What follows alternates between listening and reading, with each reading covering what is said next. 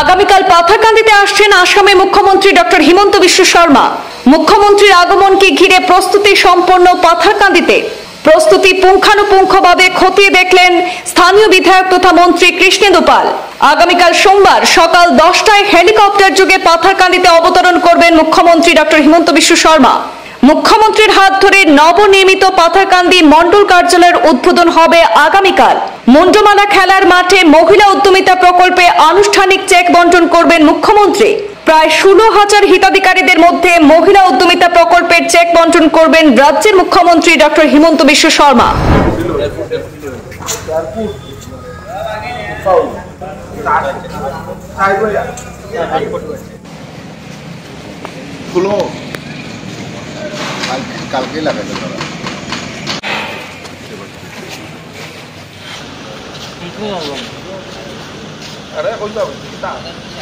মুখ্যমন্ত্রীর এই বহুল প্রতীক্ষিত আগমন ঘিরে গোটা পাথারকান্দি উৎসবের রঙে রঙিন হয়ে উঠেছে। প্রত্যন্ত গ্রামাঞ্চল থেকে শহরের প্রতিটি প্রান্তে বিরাজ করছে এক বিশেষ উচ্ছ্বাস।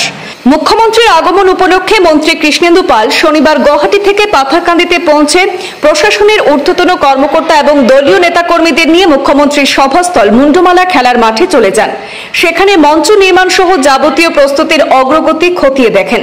পাশাপাশি তিনি যান নবনির্মিত বিজেপির পাথারকান্দি মন্ডল কার্যালয় এবং দলীয় নেতৃবৃন্দের উপস্থিতিতে একটি প্রস্তুতি বৈঠকও সারেন। মুখ্যমন্ত্রীর আগমন ঘিরে পাথারকান্দির রাস্তাঘাট, জনপদ, বাজার সর্বত্র চলছে ব্যাপক প্রস্তুতি। পাথারকান্দিলৈ আহিব মাননীয় মুখ্যমন্ত্রী আৰু পাথাৰকান্দিৰ মুন্ডমালাত আমাৰ মহিলা উদ্যমিতা আঁচনিৰ যেটো সিড মানি তাতে বিতৰণ কৰাৰ যি কাৰণে যি আমাৰ মিটিংখন আয়োজন কৰা হৈ আছে। আৰু আজি আমি ফাইনেলি মানে বুজ লোৱাৰ কাৰণে আহিছো। আমাৰ গোটেই ডিপাৰ্টমেণ্ট সকলে আছিল, আমাৰ ভাৰতীয় জনতা পাৰ্টিৰ সকলো কাৰ্যকৰ্তা আছিল, যাতে প্ৰগ্ৰামখন যাতে খুব ভালকে হয় আৰু যাতে এই গৰমৰ দিন বা বৰষুণো হয় তাৰ কাৰণে যাতে ৰাইজে যাতে কষ্ট পাব লগা নহয়, তাৰ কাৰণে যাতে ব্যৱস্থাটো ভালকে হয় তাৰ কাৰণে আমি 4 ঘণ্টাৰ এটা ৰিভিউ মিটিং লৈছো।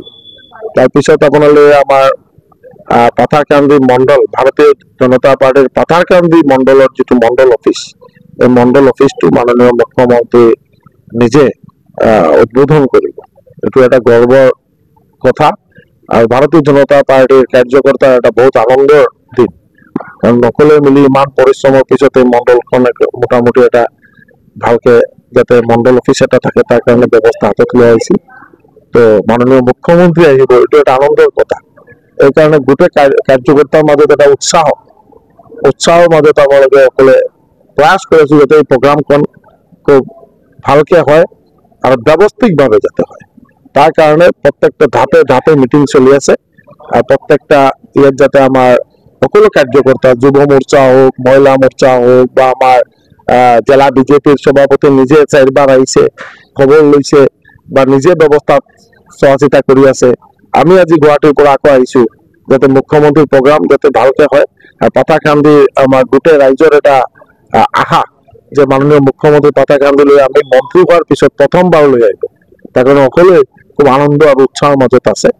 এটাই মেইন আজি আমার এই পর্যালোচনা সভার মেইন উদ্দেশ্য আছে। এইটো ফার্স্ট ফেজ যেটো আছে আমার নিয়ার এবাউট আমার 16,000 SHGৰ আমাৰ যিমান মেম্বাৰ তেওঁলোকে ফাৰ্স্ট সিড মানি যেটো 10,000 আৰু তেওঁলোকে যাতে ভালকে টকাবোৰ কামত লগায়, যাতে আমাৰ মাননীয় প্ৰধানমন্ত্ৰী মহোদয়ৰ যি আগ্ৰহ যাতে এগ্ৰিকালচাৰ ইনকাম ডবল, আৰু এইটো ডবল কৰিবলৈ হলে আমাৰ SHGবোৰ সমৃদ্ধশালী হ'ব লাগিব, SHGৰ প্ৰত্যেকজন সদস্য সমৃদ্ধশালী হ'ব লাগিব।